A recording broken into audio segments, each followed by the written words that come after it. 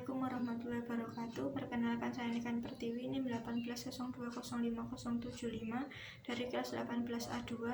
Saya akan postas terkait tugas mandiri saya semester 2, yaitu sistem muskuloskeletal dan digestif.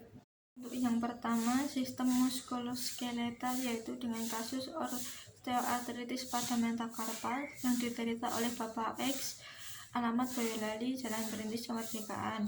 Manifestasi klinisnya yaitu mengalami nyeri sendi dan cenderung onset yang perlahan, hambatan gerak sendi dengan tambahan rasa nyeri. Kekakuan paling sering terjadi pada pagi hari. Kemudian pemeriksaan penunjangnya yaitu yang pertama, pemeriksaan atau terapi radiologi untuk mengetahui kelanjutan penyakit, kemudian pemeriksaan fisik yang dilengkapi. Kemudian selanjutnya yaitu diagnosis utama yaitu osteoartritis pada metakarpal, komplikasinya yaitu deformitas. Penata laksanaan yaitu menurut Nurman 2009 yaitu terdapat dua. Yang pertama non medis yaitu 1. Edukasi penjelasan pada pasien. Kemudian kedua, penurunan berat badan, hal ini untuk menjaga berat badan agar tetap stabil. Kemudian yang selanjutnya yaitu penata laksanaan medisnya yaitu terapi fisik atau rehabilitasi terapi. Kemudian yang selanjutnya yaitu istilah medis atau penyakit. Yang pertama, osteoartritis yaitu kondisi ketika tulang rawan di sekitar sendi secara perlahan terkikis. Kemudian metakarpal yaitu dapat disebabkan karena metakarpus atau tulang di bagian tengah pada tangan pudar. Kemudian deformitas yaitu pembesaran sendi. Selanjutnya yaitu terapi radiologi yaitu terapi radius biasanya yang untuk mengobati tumor zina. Kemudian rehabilitasi yaitu proses pembentukan atau pengobatan para penderita yang mempunyai penyakit serius atau cacat. Kemudian edukasi yaitu pemberian penjelasan kepada pasien atau keluarga pasien. Kemudian kode penyakit dan kode tindakan. Yang pertama, kode penyakit diagnosis utama dengan litem atau artrosis yaitu M19.9, dirujuk yaitu 19.9 artrosis unspesifik. Kemudian Z kode ke Kapster 4 yaitu Hen metakarpus yaitu kodenya M19.94.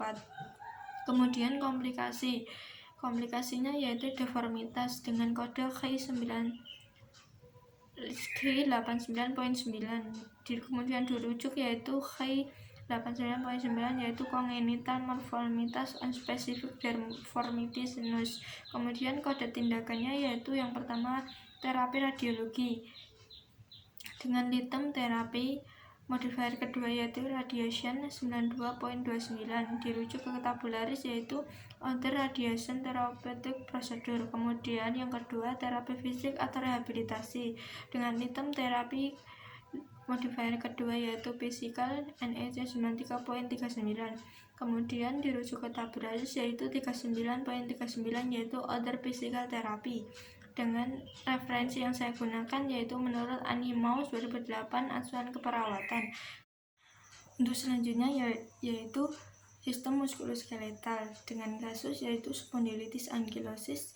Identitas pasiennya yaitu diderita pacarnya X, alamat Jalan Perintis Kemerdekaan. Kemudian manifestasi klinisnya yaitu pasien merasa adanya sakrolitis dengan nyeri, hilang timbul rasa pada pinggang, kemudian menyebar ke bawah pada paha.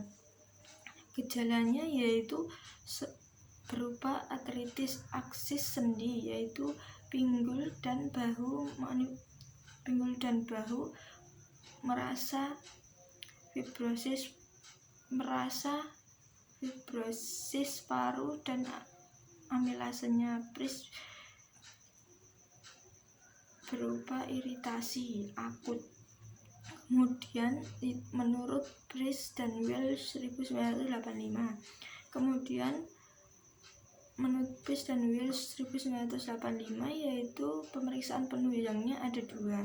Pemeriksaan radiologi dapat dilihat pada sendi aksial, terutama sendi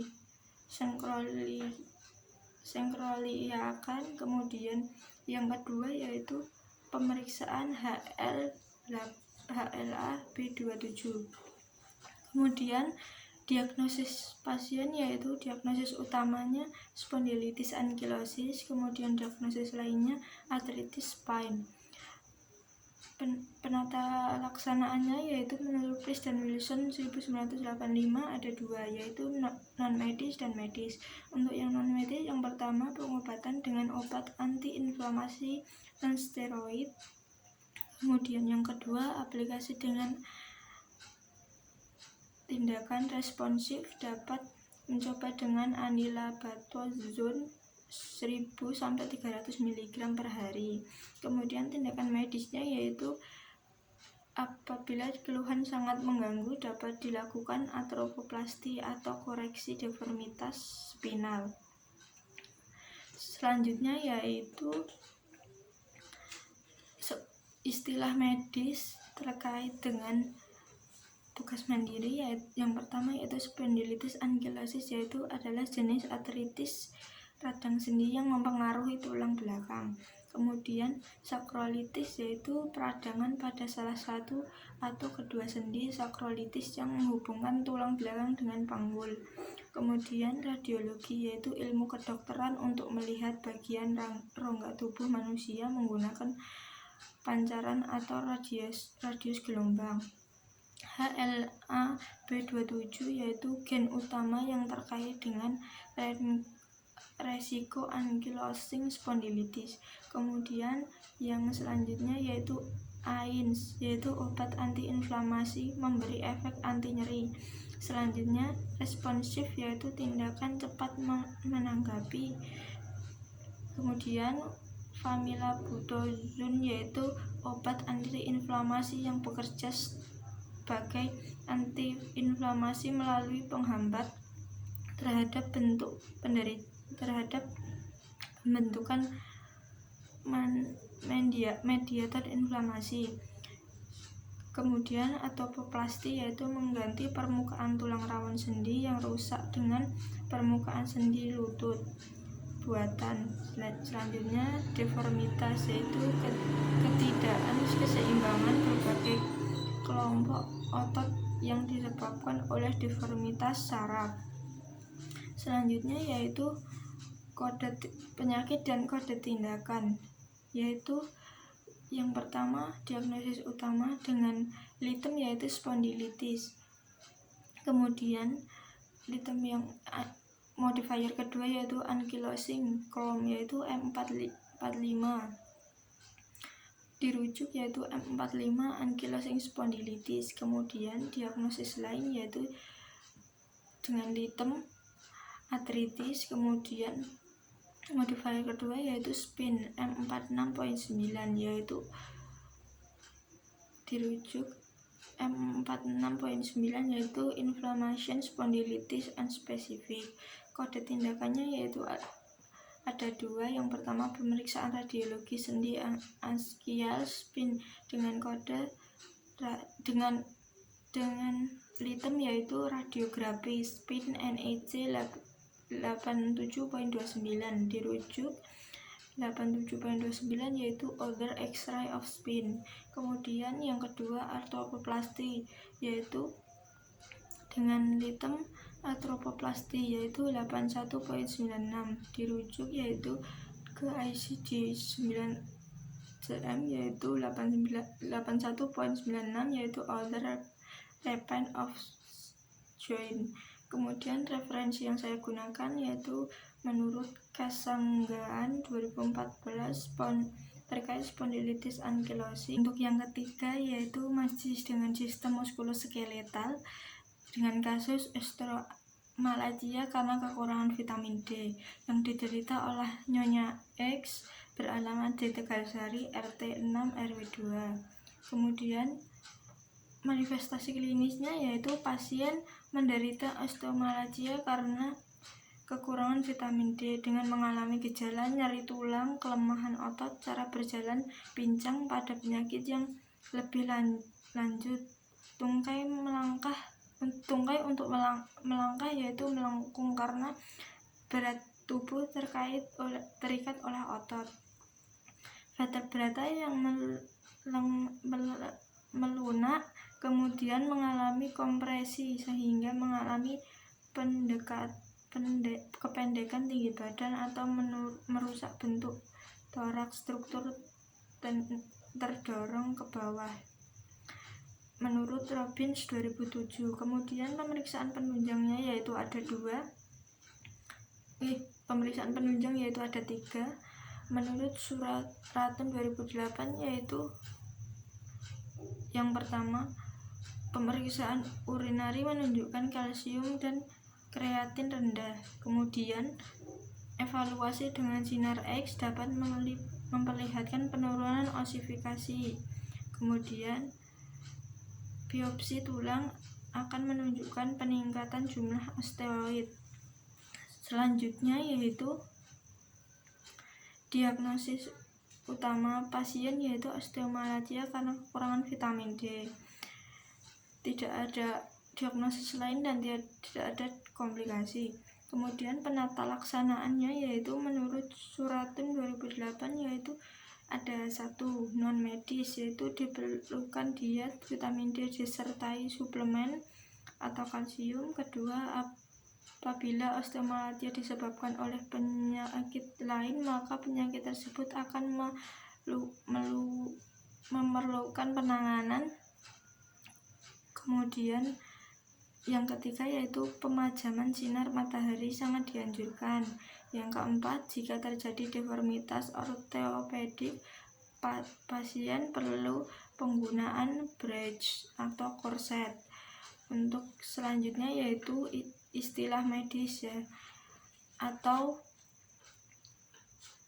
singkatan medis. Yang pertama yaitu osteomalacia, yaitu keadaan di mana tulang tidak dapat mengeras sehingga rentan untuk bengkok atau patah. Kemudian kedua, kompresi, yaitu proses pemapatan gas sehingga tekanannya lebih tinggi dari semula. Yang ketiga yaitu osifikasi, yaitu sebuah proses penyerapan kandungan ion-ion mineral di dalam tulang dengan menggunakan resi ion. Selanjutnya yaitu kreatinin, merupakan produk hasil reaksi hidrolisis pada fosfokreatin. Kemudian biopsi yaitu tindakan diagnostik yang dilakukan dengan mengambil sampel jaringan untuk sel yang dianalisis. Kemudian osteoid yaitu sejenis sel tulang dengan populasi sekitar 10 kali lipat populasi. Kemudian deformitas, kelainan dan trauma pada sistem muskuloskeletal yang bermanifestasi dan dari bentuk yang abnormal. Kemudian selanjutnya yaitu brace atau korset, yaitu penyangga punggung. Selanjutnya yaitu kode penyakit dan kode tindakan. Untuk kode penyakitnya yaitu dengan item osteomalacia, yaitu dengan modifier pertama yaitu vitamin D resisten dengan kode E83.3 plus M90.8. Kemudian dirujuk E83.3 yaitu disorder of Behaussport metabolism and phosphatases. Kemudian M90.8 yaitu osteopathy in other disease. Kemudian kode tindakannya yaitu ada 2, biopsi tulang dan evaluasi ortotik. Yang pertama dengan item biopsi, modifier kedua bone 77.40 yaitu biopsi of bone the follow 4 digit. Kemudian di selanjutnya ditambah dengan digit 0 yaitu unspecified site. Jadi kodenya yaitu 37.40 biopsy and bone unspecified site. Kemudian evaluation orthotic yaitu dengan litem yaitu evaluation. Modifier kedua yaitu orthotic for breast fitting yaitu 93.02, dirujuk pada tabularis yaitu 93.02 orthotic evaluation. Referensi yang saya gunakan yaitu menurut Nabilah Fikri 2011 terkait asuhan keperawatan osteomalacia. Untuk selanjutnya yaitu sistem muskuloskeletal yang keempat dengan kasus ganglion pada Nona X, alamat Jalan Merapi nomor 3. Kemudian yang manifestasi klinisnya yaitu pasien yang menderita ganglion akan muncul gejala keterbatasan gerak, presentasia, dan kelemahan. Terdapat benjolan yang menyebabkan ketakutan pada pasien, menimbulkan rasa sakit. Eaton Charles 2003.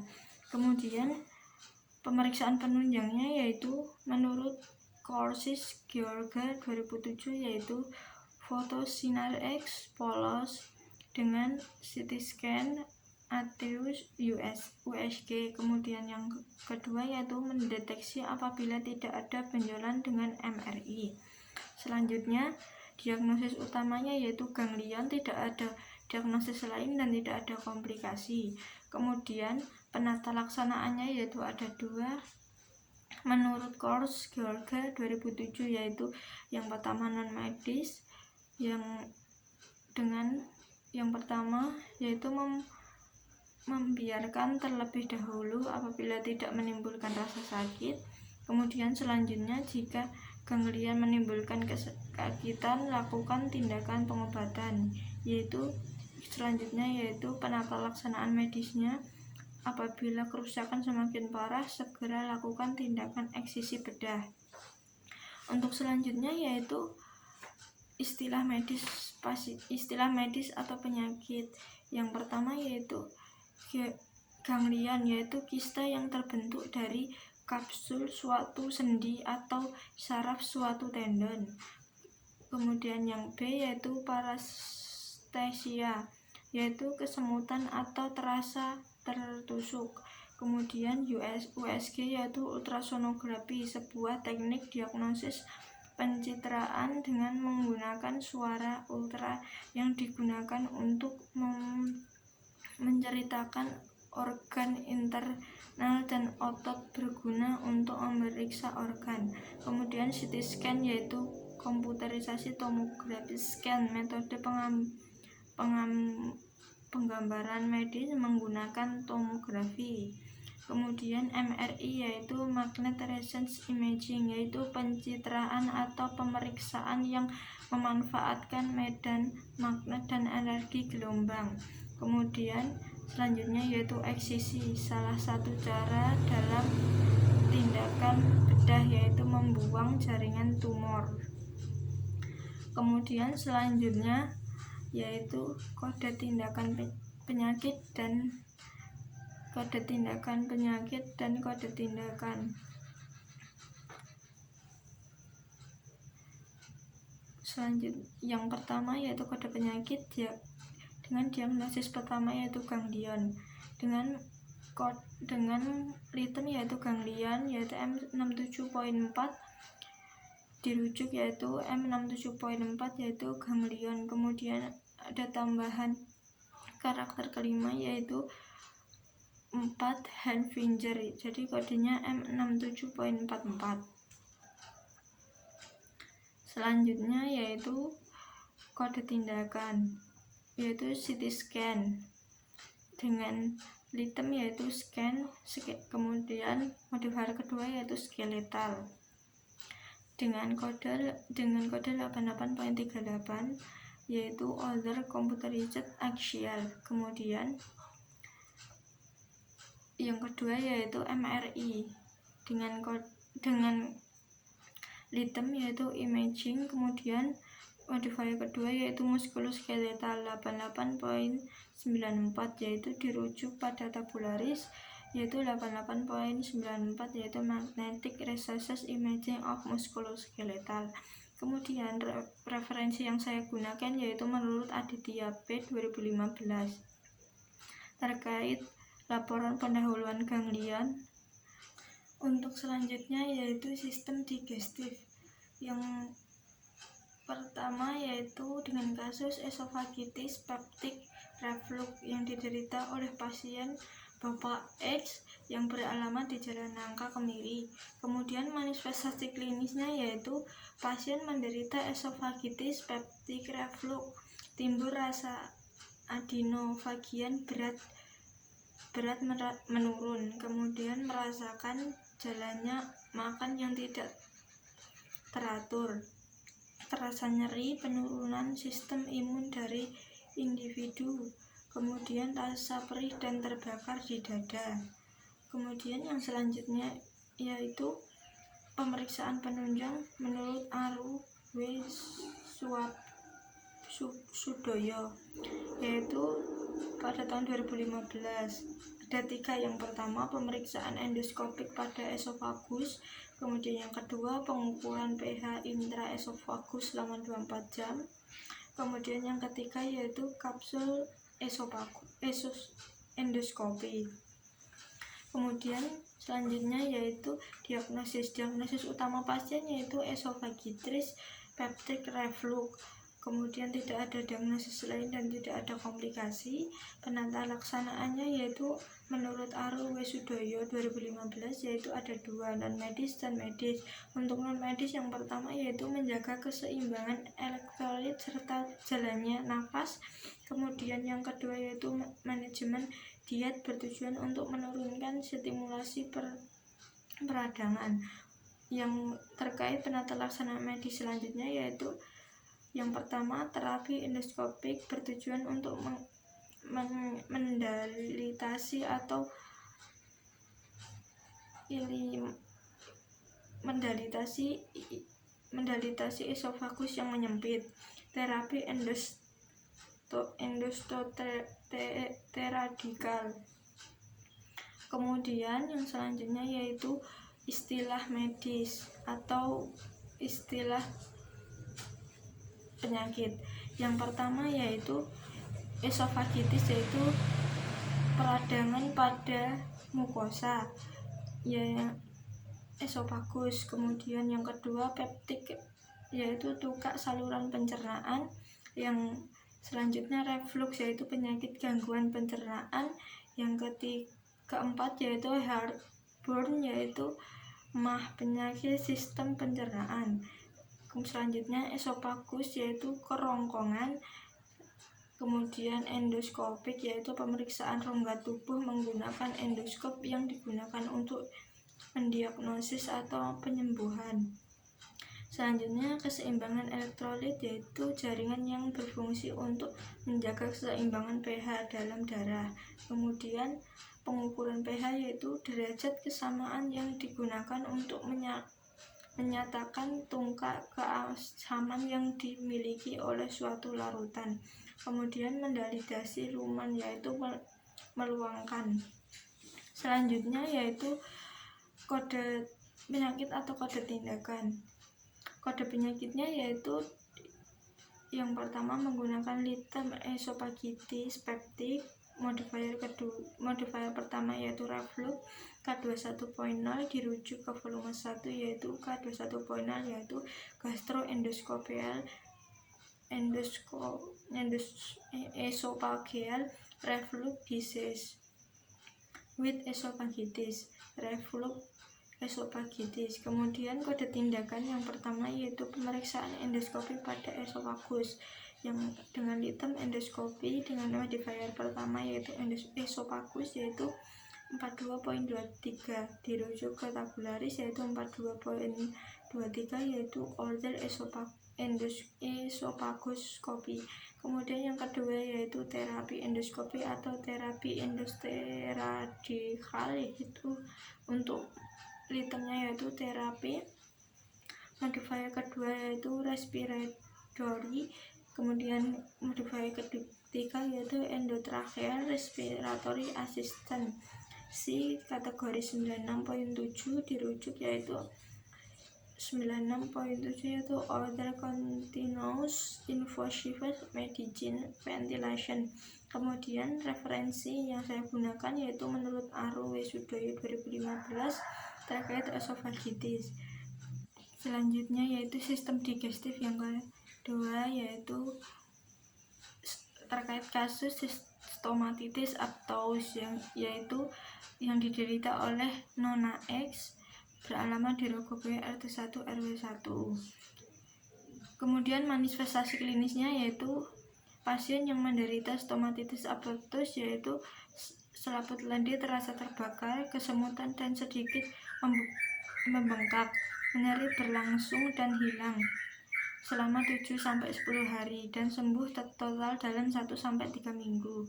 Apabila berkontra dengan rasa yang tajam seperti pada otot, pedas atau asam di dalam mulut, luka akan terasa sakit dan perih. Kemudian selanjutnya pemeriksaan penunjang yaitu menurut Inayah LN 2004 yaitu yang pertama dilakukan pengelolaan lesi yang dengan teludin biru yaitu 1/1%, tropikal yang dengan swab atau kumur, sedangkan diagnosis pasti dengan biopsi. Kemudian yang kedua yaitu pemeriksaan laboratorium yaitu kultur bakteri dengan mikroskopi. Selanjutnya diagnosis utama yaitu stomatitis aphthous yaitu kemudian komplikasinya yaitu abses. Untuk yang pertama penata laksanaannya yaitu menurut Inayah Lin 2004 ada 2, non medis dan medis. Yang pertama non medis yaitu hindari makan yang semakin memperburuk kondisi seperti cabai. Untuk yang kedua yaitu sembuhkan penyakit atau keadaan yang mendasari. Kemudian ketiga pelihara kebersihan mulut dan gigi. Kemudian yang keempat yaitu hindari stres. Kelima yaitu pemberian antibiotik. Kemudian yang selanjutnya yaitu penata laksanaan medisnya 1 yaitu terapi stomatitis. Kemudian istilah medisnya yaitu yang pertama stomatitis aphthous yaitu suatu luka kecil dangkal di dalam mulut atau di dasar gusi. Kemudian pengolesan lensi yaitu pengolesan lensi luka pada kemerahan dengan rasa gatal, lensi dari bahasa Latin cedera. Kemudian toludin biru yaitu iat perawatan yang dapat terserap pada ruang interseluler. Kemudian tropikal yaitu obat kortikosteroid oles yang dapat digunakan untuk mengatasi reaksi alergi. Kemudian swab yaitu pengambilan usapan kapas steril pada peralatan yang disimpan. Kemudian biopsi yaitu pengambilan jaringan tubuh untuk pemeriksaan laboratorium. Kultur bakteri yaitu metode memperbaiki mikroba dengan memberikan di laboratorium. Kemudian antibiotik yaitu kelompok obat yang digunakan untuk mengatasi dan mencegah infeksi bakteri. Kemudian terapi stomatitis yaitu perawatan radang yang terjadi pada mukosa mulut. Selanjutnya yaitu kode penyakit dan kode tindakan. Untuk kode penyakitnya yaitu diagnosis utama menggunakan litem stomatitis, modifier kedua yaitu aphthous K12.0 dirujuk ke volume 1 yaitu K12.0 yaitu recurrent oral aphthous stomatitis major minor. Kemudian komplikasinya yaitu yang pertama yaitu menggunakan litem abses yaitu L02.9 dirujuk di volume 1 yaitu L02.9 yaitu cutaneous abscess fructans and turbulence unspecified. Kemudian kode tindakan yaitu pemeriksaan laboratorium kultur bakteri dengan mikroskopi yaitu dengan litem examination microscopy. Not use this following karakter 90-91 yaitu yang pertama bacterial smears dirujuk pada tabularis yaitu 90.90 Poin 1 yaitu microscopic examination bacterial smears. Kemudian referensi yang saya gunakan yaitu menurut Rovi S.A.Aru 2019 terkait asuhan keperawatan stomatitis. Selanjutnya sistem digestif yang ketiga yaitu terkait kasus pankreatitis akut karena alkohol yang diderita oleh pasien atas nama Bapak X, alamat Jalan Nangka Kemiri 208 Boyolali. Kemudian manifestasi klinis yaitu pasien yang menderita pankreatitis akut akan mengkonsumsi alkohol yang mengalami nyeri di mana enzim pankreas disertai nyeri pada punggung, rasa sakit pada bagian tangan, ulu hati, kemudian rasa sakit disertai dengan muntah. Tanda yang lebih fatal adalah perut yang sangat kaku atau mirip papan terapi. Abdomen tetap lunak apabila terjadi peritonitis. Kemudian pemeriksaan penunjangnya yaitu menurut Johnsus 2000 yaitu scan CT. Yang pertama scan CT scan, kemudian dapat menentukan luas edema dan nekrosis.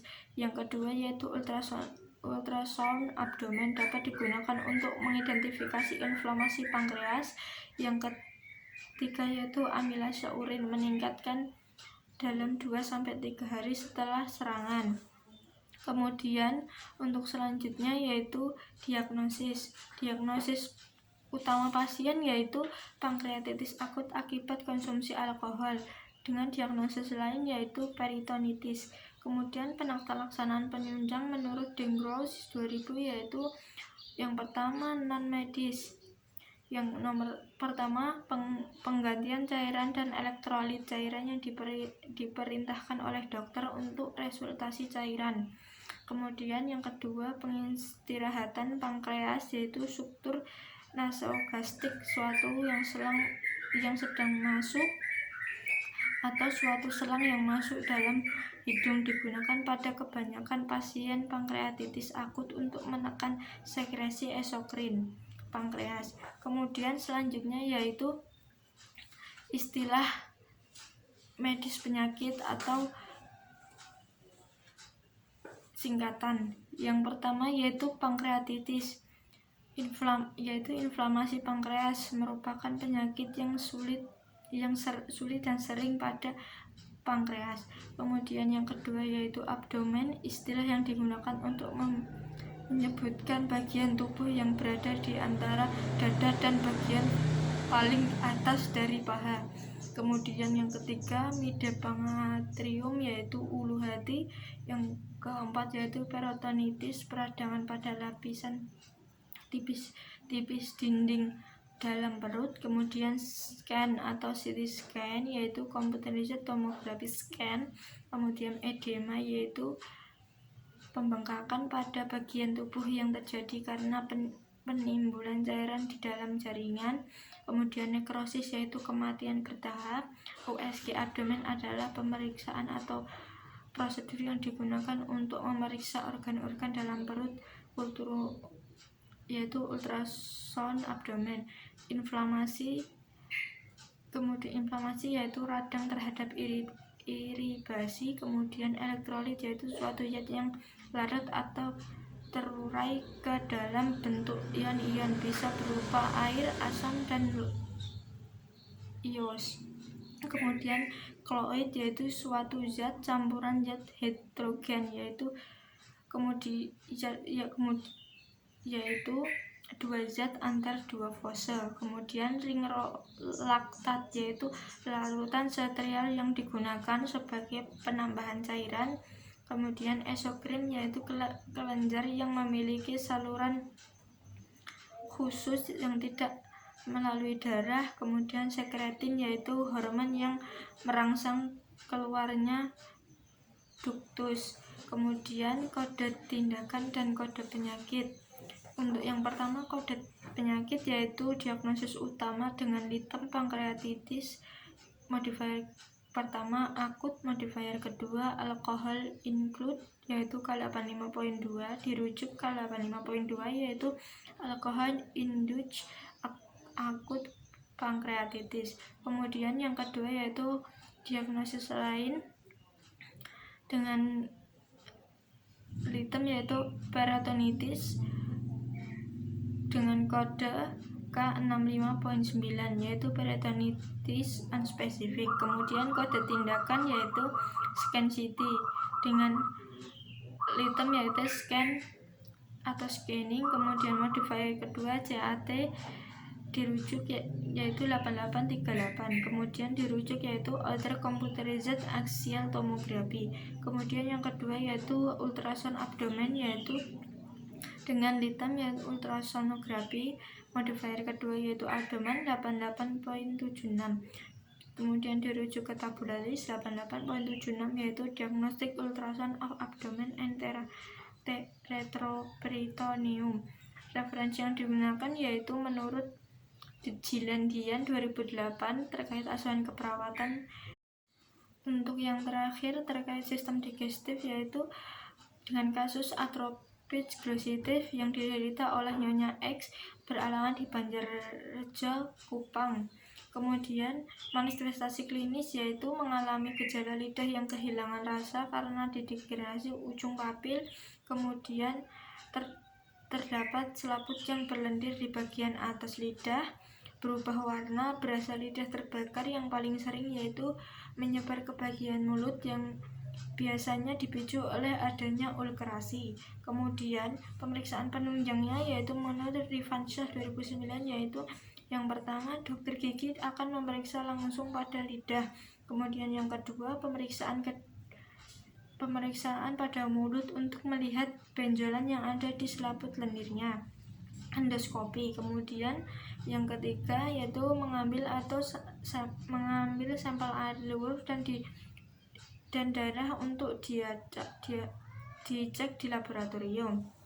Kemudian diagnosis utamanya yaitu atrofik glossitis. Kemudian komplikasinya yaitu disfagia. Penata laksanaannya yaitu menurut Rivansyah 2009 yaitu non medis. Yang pertama pemberian antibiotik untuk mengobati infeksi. Kemudian yang kedua pemberian obat-obatan secara oral. Ketiga pemberian obat kumur dan dicampur setengah teh baking soda. Kemudian yang keempat bisa diberikan kortikosteroid atau apabila pemberikan pada lidah. Kemudian yang kelima hindari iritasi seperti terbakar, panas, pedas. Kemudian untuk selanjutnya yaitu istilah penyakit atau singkatan. Yang pertama yaitu atrofik glossitis yaitu hilangnya kemampuan lidah mengecap rasa. Kemudian ulcerasi yaitu nama lain dari luka. Disfagia yaitu kesulitan menelan dapat disebabkan oleh hal-hal yang di luar penyakit. Kemudian antibiotik yaitu segolong molekul baik alami maupun sintetik yang mempunyai efek menekan atau menghentikan suatu proses biokimia pada organisme. Kemudian infeksi bakteri yaitu masalah kesehatan yang disebabkan oleh bakteri. Kemudian secara oral yaitu dalam bentuk tablet, cairan atau sirup. Kemudian kortikosteroid adalah obat yang mengandung hormon steroid yang berguna untuk menambah hormon. Kemudian iritasi yaitu gangguan atau perangsang. Kemudian kode penyakit dan tindakan. Yang pertama yaitu diagnosis utama dengan litem glossitis. Modifier kedua yaitu atrofi K14.4. Kemudian dirujuk yaitu K14.4 yaitu atrophy of tau papillary atrophic glossitis. Kemudian yang komplikasi dengan litem disfagia R13. Dirujuk yaitu R13 yaitu disfagia. Kemudian kode tindakan yaitu yang pertama pemeriksaan pada mulut atau endoskopi esophagus dengan litem endoskopi. Kemudian Modifier kedua yaitu esophagus 42.23, kemudian dirujuk yaitu other esophagus copy. Kemudian pengambilan sampel air liur untuk dicek di laboratorium yaitu dengan litem examination, kemudian dental, oral, musko atau periodontal yaitu 89.31. Dirujuk ke tabularis yaitu 83.31 yaitu dental examination.